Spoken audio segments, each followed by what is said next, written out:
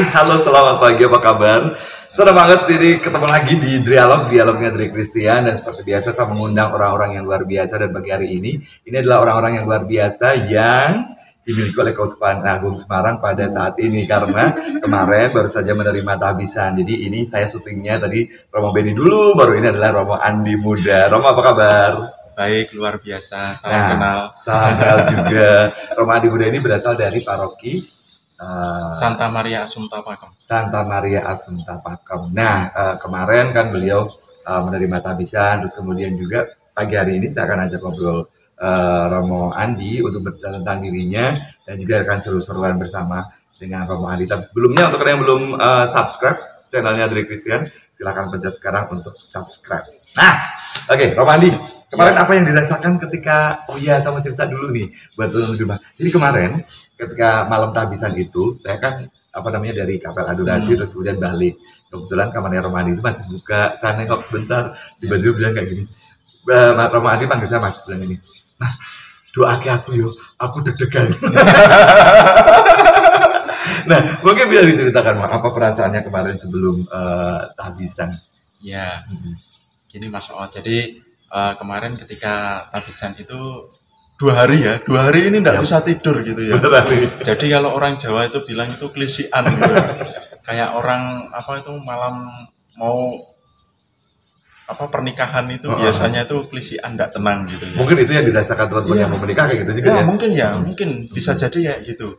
Nah, saya juga merasakan seperti itu. 2 hari sebelum tahbisan itu juga klisian enggak tenang tidur. Mau tidur itu juga enggak nyenyak, mau mengerjakan sesuatu kok rasanya udah males gitu ya. Terus lalu mau cari-cari sesuatu, mau jalan-jalan juga ngapain malam-malam gitu. Lalu akhirnya ya sudah cuma klisik-klisik di kamar, lalu membayangkan wah kalau jadi Romo itu seperti apa ya besok ya. Gitu sih. Tapi malam sebelum tahbisan itu malah saya justru bisa tidur gitu ya. Lalu karena saya sudah lost doll itu Denny Caknan. Kayak udah lost doll itu lalu ya sudah. Lalu akhirnya saya bisa menyerahkan diri saya, lalu saya bisa tidur nyenyak dan akhirnya pagi harinya bisa mempersiapkan hati dengan baik. Iya, begitu tahbisan dan tadi pagi ketika bangun menjadi seorang imam apa yang dirasakan? Bedanya apa? Apakah pagi sudah menjadi seorang imam itu sudah nggak ngiler lagi? Kalau ngiler mungkin masih, karena hobinya membuat peta di bantal. Gimana apa yang dirasakan hari ini setelah menjadi seorang imam? Tadi pagi itu yang saya rasakan itu langsung saya teringat, saya ini ternyata imam pagi tadi ya. Pagi saya ini ternyata imam. Untung tadi malam itu saya enggak di WA atau di telepon gitu ya, suruh minyak suci gitu ya. Untungnya enggak ada itu, lalu aman. Gitu. Lalu pagi-pagi tadi lalu karena sadar diri sebagai imam, lalu yang biasanya jarang berdoa gitu ya, langsung membuat tanda salib berdoa gitu ya, macam kayak gitu.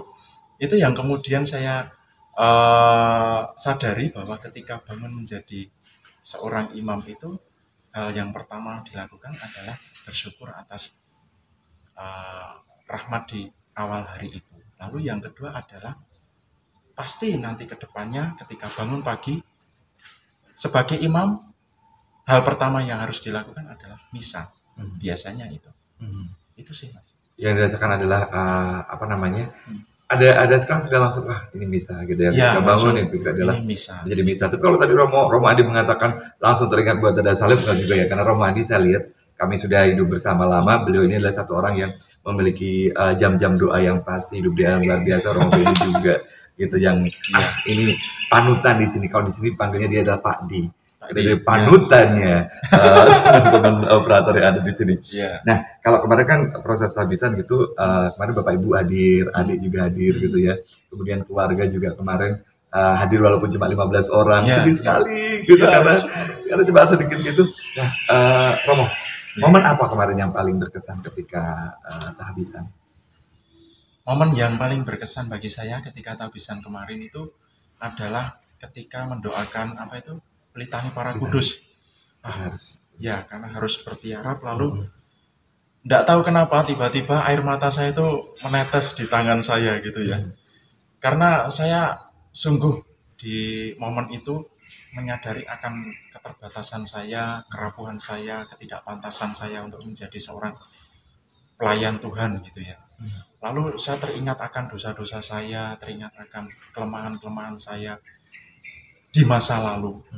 Terus akhirnya dengan bantuan doa-doa para kudus itu lalu saya, wah pokoknya ini malah jadi merinding saya gitu ya, ketika itu dinyanyikan itu rasanya itu semua para kudus itu menumpangkan tangan ke atas diri saya gitu ya, membuat saya menjadi layak bagi umat Allah dan juga bagi Tuhan yang saya layani, yang saya abdi selama ini.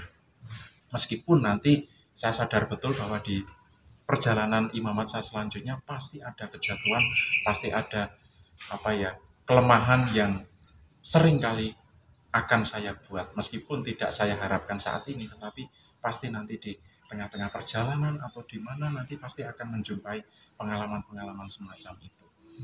Terus itu pengalaman yang pertama yang kemudian membuat saya menitikkan air mata. Yang kedua adalah ketika penumpangan tangan dari Bapak Uskup dan juga akhirnya kepada Romo Rektor Romo Joko gitu ya. Itu bagi saya, wah saya sudah tidak bisa menahan rasa haru saya, karena Romo Joko pun ketika menumpangkan tangan dengan situasi kondisinya yang seperti itu ya. Jadi Romo Rektor kami sekarang baru dalam keadaan sakit gitu, tapi meluangkan waktu untuk rawuh ya, gitu. Ya, meluangkan waktu untuk rawuh tabisan itu, menumpangkan tangan dengan semacam ini karena dipegang tidak bisa itu ya. Dua tangan lalu sambil menangis itu, wah saya sudah tidak bisa menahan rasa haru saya, karena bagi saya Romo Joko ini adalah Romo yang benar-benar mendukung hidup dan panggilan saya, terutama juga kami yang kemarin tabisan itu sungguh-sungguh didukung sekali oleh Romo Joko bahwa imamat ini adalah sesuatu yang berharga, mutiara yang berharga yang harus dijaga. Lalu juga Romo Joko ketika memberi penumpangan tangan itu berpesan kepada kami, tetap menjaga kesehatan, jangan seperti saya, dan juga tetap menjadi teman Bapak Uskup, bukan malah menjadi teman yang ribet di Bapak Uskup gitu. Itu sih Mas. Iya, dan kalau tadi flashback ke Romo Joko, kenapa Romo Andi juga ngerasa ini adalah momen yang dalam juga. Kenapa? Karena Romo Joko itu buat kami, saya juga ikut seperti angkatannya Romo Andi. Karena Romo Joko itu ngikutin kita di TOR itu, Romo Joko adalah rektornya ya, benar, kita. Benar. Terus kemudian ketika di sini direktornya Romo Kris, tapi pada akhir-akhir perjalanan kami ini, ya, Romo Joko menjadi rektor kami di sini lagi, dan kebetulan beliau memang mendapatkan anugerah sakit saat ini, jadi ya cukup dalam juga. Romo mungkin bisa diceritakan ke teman-teman tentang kisahnya di TOR, Romo. Kisah di TOR yang sempat ditawari untuk pindah ke uskupan itu gimana, Romo? Baik, nah itu juga tidak lepas dari tadi ya, rasa haru saya ke Romo Joko itu ya. Karena bagi saya Romo Joko itu menjadi penyelamat saya. Dulu saya itu masuk tahun orientasi rohani Sanjaya Jangli itu dengan status masih dicoba. Karena pada waktu itu kami harus melewati yang namanya tes potensi akademik supaya kami bisa diperkenankan lanjut untuk kuliah di Sanata Dharma atau di Kendungan ini. Nah, kalau tidak lulus itu kami tidak bisa lanjut ke Kendungan ini gitu ya. Nah, pada waktu itu saya sudah menjalani tes sebanyak 3 kali dan itu belum lulus gitu ya. Belum lulus, lalu sampai pada kesempatan yang terakhir itu saya dipanggil oleh Romo Sosio saya pada waktu itu adalah Romo Triwahyu atau Romo Gendon yang sekarang sudah berpulang ke rumah Bapak, meninggal beliau almarhum. Lalu dipanggil kamarnya, lalu ditanyai, "Frater gimana? Tes yang ketiga tidak lulus ya?" "Iya Romo." "Wah gimana ya? Mungkin agak susah nanti kalau harus lanjut ke Kendungan untuk mengikuti proses atau dinamika perkuliahan di sana. Kalau boleh saya sarankan, Frater mungkin kalau masih ada niat ingin menjadi seorang imam, mungkin bisa melamar ke keuskupan lain, tapi tidak di Keuskupan Agung Semarang. Karena syaratnya yaitu Frater harus memenuhi standar yang minimal dulu, tes potensi akademik itu harus lulus." Wah, pada saat itu saya down sekali gitu ya. Saya down sekali, bahkan saya mengalami krisis panggilan. Tuhan, mengapa peristiwa ini harus terjadi dalam diri saya? Saya berontak kepada Tuhan pada waktu itu. Tapi akhirnya di tengah kekalutan hati saya pada waktu itu, Romo Joko hadir, justru manggil saya, lalu bilang, kemarin nggak lulus ya? Iya, Romo. Ya wes, sekarang saya beri 1 kali kesempatan untuk tes potensi akademik. Kalau misalnya nggak lulus, nanti masih bisa latihan lagi supaya tetap lulus gitu ya. Lalu akhirnya latihan lagi dan tes yang terakhir itu lulus meskipun dengan nilai yang mepet. Bagi saya Romo Joko adalah pribadi yang menyelamatkan gitu ya. Menyelamatkan pribadi saya dan akhirnya saya bisa diperkenankan untuk lanjut studi di Kendungan. Tapi itu tidak seperti itu ya, teman-teman yang dulu yang nonton. Karena Romo Andi ini ketika awalnya mungkin juga itu juga yang membuat beliau ini menjadi seorang yang sangat tekun. Boleh saya informasikan kepada Anda karena Romo Andi ini satu-satunya dari sekian banyak orang ketika tahbisan diakon tesis sudah selesai. Bayangkan. Padahal tadi itu trennya itu untuk tahbisan diakon itu boleh ketika bab 2 gitu boleh tahbisan diakon ya. Tapi dia ini sudah selesai semuanya. Makanya saya menjadi disamakan dengan beliau. Harus selesai dulu, kalau tidak selesai nggak akan tahbisan diakon. Tapi luar biasa sekali. Jadi kemarin ketika karena sudah selesai tesis, kemudian juga masa diakonannya harus kembali ke Ketapang ya. Jadi di sana halo yang Ketapang, ada loh yang nonton dari Ketapang juga. Kemarin 6 bulan ya. Sampai nggak? 6 bulan dan sebelum diakonan itu kan pradiakon saya 3 bulan. 3 bulan sekitar di sana. 9 bulan. 9 bulan. Jadi merasakan yang namanya turun jatuh bangun di sana berjuang kayak gitu dan dihubungi susah karena sinyalnya juga susah. Oke, Romo, sekarang kita mau flashback dulu ke awal gitu. Dulu kenapa memilih masuk ke seminari, Romo? Baik. Awalnya dulu ingin menjadi seorang imam itu karena ini sih. Kan bapak saya itu koster di Kota Baru. Ya, Mas Yuli. Saya panggilnya Mas Yuli karena dulu ketika aktif di Kota Baru. Jadi sekarang kemarin ketika saya itu among tamu itu bingung. Pak. Gitu. Jadi bapak saya itu kan koster di Kota Baru, lalu pernah atau sering kali saya itu diajak bapak saya ikut bekerja di sana, lalu saya main di gereja. Juga mengalami perjumpaan dengan romo-romo Yesuit yang ada di Kota Baru pada waktu itu. Ada satu romo Yesuit Belanda, namanya Romo Jan Wijen, Yesuit, sudah meninggal juga. Itu beliau ini adalah orangnya sederhana sekali, kemana-mana pakai sepeda ontel. Lalu pernah berjumpa dengan beliau dan memberikan saya sebuah coklat. Pada waktu itu sapaan Romo Wijen kepada saya dengan memberikan coklat itu menjadi sapaan yang sungguh-sungguh meneguhkan. Aku pengen jadi Romo kaya ngono kae. Nah itu bagi saya menjadi sebuah sapaan yang personal yang dimana saya tertarik menjadi seorang imam. Itu yang pertama. Yang kedua adalah ketika pada waktu itu awal-awal Monsinyur Suharyo ditabiskan menjadi Uskup Agung Semarang ya waktu itu ya. Nah, itu pernah memimpin misa di paroki saya. Lalu beliau ini menghendaki supaya bisa mengenal umat di lingkungan-lingkungan dan kebetulan rumah saya mendapat kunjungan dari Bapak Uskup itu. Lalu ketika kunjungan itu saya tidak menduga sama sekali bahwa rumah yang sederhana dengan situasi pedesaan semacam itu mendapat kunjungan Bapak Uskup. Lalu dalam kunjungan itu ibu saya itu mengadu, Romo, anak saya ini pengen jadi Romo tapi malas untuk belajar. Lalu saya dipanggil oleh Bapak Uskup pada waktu itu, sini kamu kesini, kamu itu anak baik gitu. Maka jadi Romo yang baik ya nanti. Lalu saya diberkati oleh Bapak Uskup di dahi saya. Wah, bagi saya keramahan, kehangatan, sapaan Bapak Uskup itu kemudian mengebarkan hati saya untuk juga ingin menjadi pribadi seperti beliau gitu. Maka saya itu sangat mengagumi pribadi Monsinyur Suharyo yang sekarang jadi kardinal gitu. Dan dari sana lalu saya mencoba menanggapi panggilan masuk seminari Martayudan dan akhirnya diterima. Lalu akhirnya pada waktu itu ingin menjadi seorang Romo Yesuit. Tetapi karena saya sadar bahwa saya ini dilahirkan dari umat, lalu dibesarkan bersama umat, dan akhirnya saya pun juga terpanggil untuk membagikan kasih itu kembali kepada umat, maka saya memilih untuk membaktikan hidup saya, diri saya di Keuskupan Agung Semarang sebagai Imam Projo. Gitu. Dan sampai sekarang saya sungguh menikmati apa yang namanya panggilan itu, dan saya sungguh bergembira karena boleh ditabiskan menjadi salah satu bagian imam di Keuskupan Agung Semarang, Imam Projo. Iya, wah ternyata emang prosesnya agak ya panjang ya, karena ternyata itu ya. Jadi kadang-kadang kalau kenapa sapaan-sapaan kecil dari para romo, dari para biarawan-biarawati lah, pada frater gitu ya, kadang-kadang itu mengena buat anak-anak ya itu tadi, karena panggilan-panggilan itu kadang-kadang muncul ketika anak-anak itu tadi ya.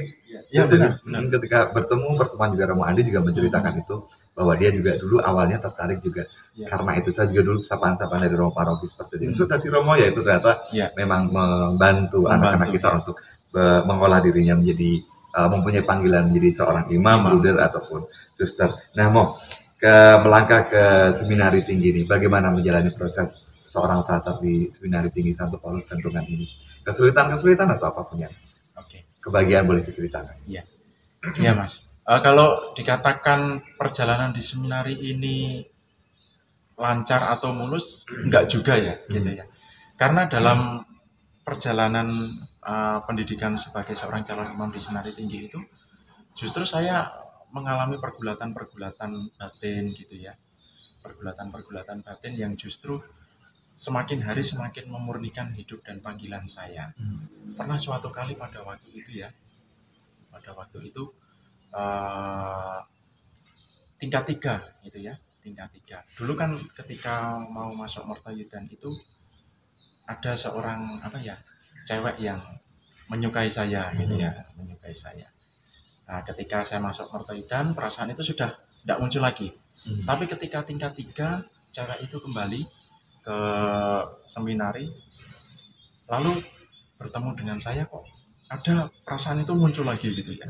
Tapi hal itu menjadi menjadi sesuatu yang justru memurnikan hidup panggilan saya, karena lalu saya bertanya di dalam diri saya, loh kenapa kalau kamu ingin menjadi seorang pastor, kamu memiliki perasaan itu, lalu kamu masih ingin menjadi seorang pastor, mengapa kamu masih melanjutkan pendidikanmu di sini gitu ya. Nah, pada saat itu saya diingatkan akan identitas diri saya lagi, bahwa saya ini adalah seorang calon imam, seorang calon pastor gitu ya. Maka untuk hal-hal semacam itu, ya meskipun ada di dalam perasaan saya, jujur saya tidak bisa menutupi perasaan jatuh cinta, perasaan suka pada lawan jenis itu muncul secara alamiah di dalam diri saya. Tapi saya juga harus ingat bahwa saya ini adalah seorang calon imam yang juga harus menghormati apa yang menjadi hak atau kewajiban dari teman putri yang pernah saya sukai semacam itu. Itu yang kemudian harus saya jaga. Mungkin di dalam perjalanan imamat saya, mungkin saya juga ketika mengalami hal-hal semacam itu, tentu saya akan diingatkan pada pengalaman pada waktu tingkat 3 waktu itu gitu ya. Jadi ketika menghadapi pengalaman semacam ini, tentu saya harus mengambil sikap yang semacam apa, karena lalu saya tuntutannya semakin tinggi, karena sebagai imam lalu saya harus mulai bisa melihat diri saya dalam kerangka pelayanan yang lebih luas, tidak hanya kepada satu pribadi tertentu. Jadi yang buat teman-teman frater juga ini ya, tentang frater ST ataupun frater dimanapun, ternyata yang namanya jatuh cinta itu memang nggak apa-apa gitu ya, cuma tergantung bagaimana menghadapinya seperti tadi Romo Andi sudah menceritakan itu. Nah, sekarang kita akan masuk kegulungan misteri. Tapi kayaknya yang ini sudah kelewat deh. Tapi nanti kalau misalnya di sini ada pertanyaan, terus kemudian pertanyaannya tadi sudah dijawab, berarti aman. Kita akan naik ke pertanyaan berikutnya ya. Silakan ambil satu, saya yang bacakan. Satu dulu. Oke, saya bacakan. Pertanyaannya adalah, ini. Pernahkah berpikir untuk keluar dari seminari tinggi? Berpikir untuk keluar pernah. Kenapa? Kapan? Pernah. Justru malah saya alami ketika menjelang tabisan diakonat pada waktu itu ya. Iya. Kok bisa nggak tahu ya? Padahal justru malah di akhir-akhir itu saya kemudian ada semacam keraguan gitu ya di dalam hati saya. Keraguan kok selama saya menjalani panggilan ini kok apa ya?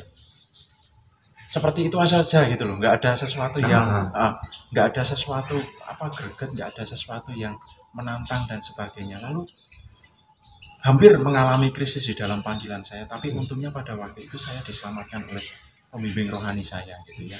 Romo siapa sih? Romo Marto. Oh, Romo Marto. Romo Marto Sugeng siang Romo Marto. Ya itu pada waktu itu. Lalu saya diingatkan lagi akan proses perjalanan panggilan saya. Masa sudah sejauh ini mau dihentikan secara tiba-tiba gitu. Jadi kok rasanya ndak etis gitu ya. Kita sudah berjuang sedemikian rupa dari nol, bahkan mengalami krisis waktu di Jangli itu ya, yang nggak lulus TPA itu, lalu sekarang kok tiba-tiba malah mau dihentikan begitu saja. Kok rasanya itu ndak adil. Kalau menghentikan dari pihak saya sendiri kok itu rasanya ndak adil.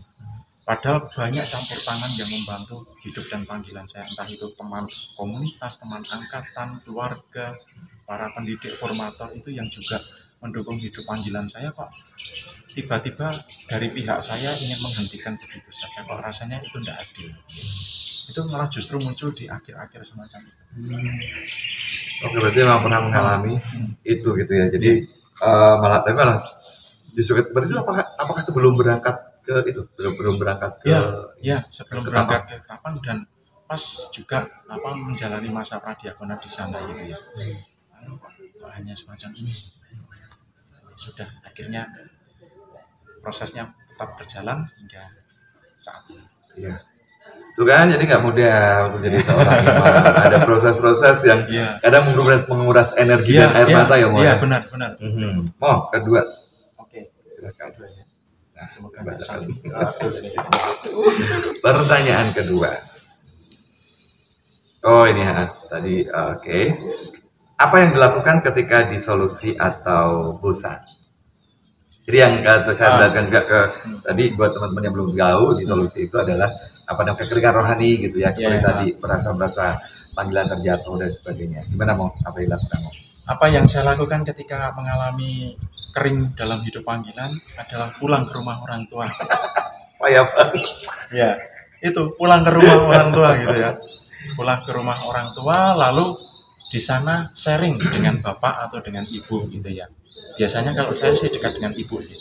Jadi saya sharing dengan ibu saya, lalu menceritakan pengalaman kok saya merasa kering, merasa semacam itu. Lalu ibu saya memberikan bukan peneguhan sih, tetapi lebih kepada kata-kata seorang ibu kepada anaknya gitu ya. Seorang ibu kepada anaknya, yole semacam itu, dengan sapaan-sapaan keibuan itu.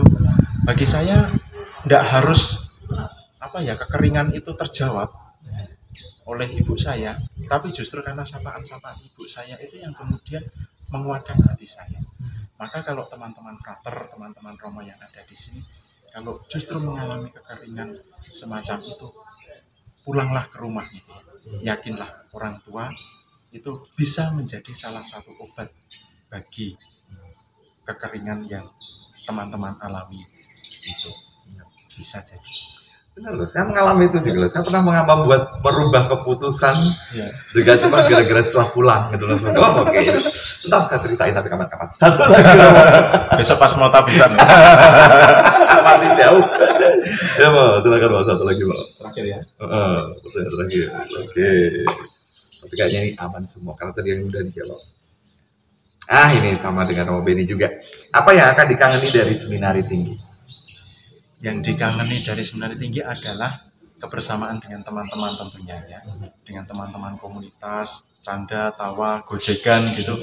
Itu yang kemudian membuat suasana itu menjadi cair, membuat suasana itu menjadi hangat gitu ya. Meskipun obrolannya ndak mutu gitu ya, ndak harus mutu gitu ya, tapi itu menjadi semacam penguat di dalam panggilan ini, bahwa di dalam panggilan ini perjalanan menjadi seorang imam itu kita tidak bisa berjalan seorang diri. Maka kalau ada buku yang berjudul Imam Membutuhkan Imam itu ya benar gitu ya. Imam membutuhkan imam itu ya benar, karena rekan imam itulah yang kemudian menjadi pertolongan dari Tuhan untuk membantu kita supaya kita tetap setia pada jalan pilihan hidup kita yang kita pilih.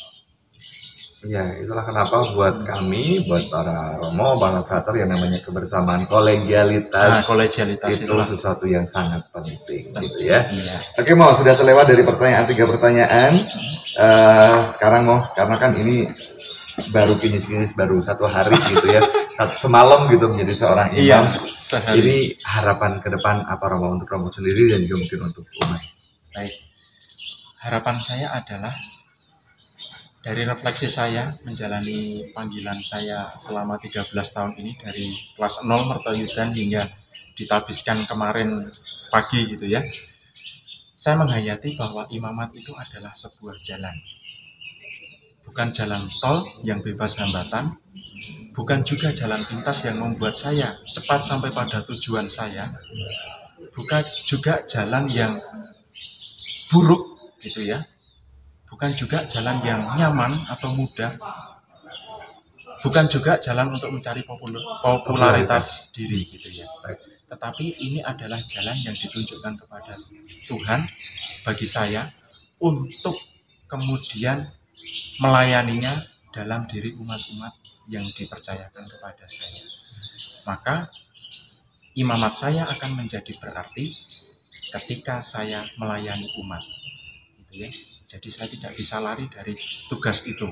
Kalau jatahnya harus minyak suci jam 2 pagi, jam 1 pagi harus berangkat. Tidak bisa menolak, tidak bisa posek-posek gitu ya, nggak bisa nanti-nanti gitu ya. Maka harus segera dilakukan itu. Maka bagi saya harapan saya ke depan adalah meskipun saya ini seorang imam, tetapi saya juga seorang manusiawi yang rapuh dan penuh dengan kelemahan. Maka mohon dukungan bagi umat di seluruh Keuskupan Agung Semarang ini. Dan juga saya ingin menyapa umat yang ada di Ketapang ya, Mas ya. Umat yang ada di Ketapang gitu ya. Indai, Apai, Dulur Kaban, Sanak dan Anak, selamat pagi berkat Tuhan untuk kita semua. Adil Katalino, Bajur Amin Kasaruga, Basengat Kajubatan. Harus. Terima kasih atas doa dan dukungan kalian kepada saya dalam tabisan kemarin, sehingga saya boleh menerima rahmat imamat itu dengan sukacita. Dan rahmat sukacita ini semoga bisa saya bagikan juga kepada teman-teman yang ada di Paroki Tanjung, di Keuskupan Ketapang, Kalimantan Barat. Mungkin nanti dalam kesempatan misa perdana saya akan datang menyapa teman-teman yang ada di sana. Terima kasih banyak buat dukungan selama saya menjalani pradiakon dan juga selama saya menjalani diakonat di Paroki Tanjung Keuskupan Ketapang. Terima kasih. Luar biasa, ini dekat banget dengan teman-teman yang di Ketapang ya. Jadi semoga kapan-kapan Romo Andi bisa ke sana untuk bisa pertama datang lagi ya Romo ya. Bisa lagi bersama kemarin kalau datang sebagai diakon, sekarang udah mimpin misa nih. Jadi semoga kapan-kapan bisa datang ke Ketapang ya. Buat teman-teman Ketapang silahkan komen di bawah kasih ucapan buat Romo Andi. Nah, ini kan sangat punya platform ini saja Romo untuk mengucapkan terima kasih untuk siapapun boleh, mau sebut satu-satu juga boleh, mau menyapa juga. Besok Romo Andi akan bertugas di Paroki Boro, jadi tukeran sama Romo Beni. Silakan Romo. Baik, seluruh umat Keuskupan Agung Semarang yang saya cintai, terima kasih banyak atas doa dan dukungan seluruh umat di wilayah Keuskupan Agung Semarang, juga Bapak Uskup Monsinyur Robertus Rupiatmoko, para Romo, Bruder, Suster, teman-teman frater dimanapun Anda berada, terima kasih banyak atas doa dan dukungan kalian semua untuk perjalanan panggilan saya. Sungguh dengan memilih jalan panggilan ini, saya merasa diteguhkan, saya merasa dikuatkan untuk menjadi imam Tuhan gitu ya. Terima kasih untuk teman-teman di tempat saya toper, tempat saya diakonat di Kalimantan Barat, juga nanti umat di Paroki Boro kita akan berjumpa gitu ya. Mohon doa dan dukungannya dan mohon untuk kerjasamanya di dalam pelayanan ke depannya. Kalau misalnya saya ada kesalahan, mohon untuk menegur saya gitu ya. Saya dielekin enggak apa-apa. saya tidak sakit hati, itu ya. Saya akan menerima itu dan akan mencoba memperbaiki diri menjadi lebih baik. Mohon doa dan berkah dalam. Iya, Bro Andi terima kasih sekali untuk ngobrol-ngobrol pagi hari ini. Semoga sukses, yang pasti tetap setia, bahagia terus dalam menjalani panggilan dan selamat menjalani perutusan-perutusan yang pasti akan panjang sekali. Nah mungkin nanti akan dikirim lagi ke Ketapang atau kemana? Siap-siap aja Romo ya. Mungkin ke Papua. Papua pokoknya siap kemanapun siap diutus. Bro Andi terima kasih dan juga terima kasih untuk kalian yang sudah nonton Dialog Pagi hari ini. Jangan lupa like, komen dan juga subscribe. Jangan lupa juga nonton episodenya bersama Romo Beni. Thank you, bye. Bye. Sudilah ya Tuhan terkasih, memberkatinya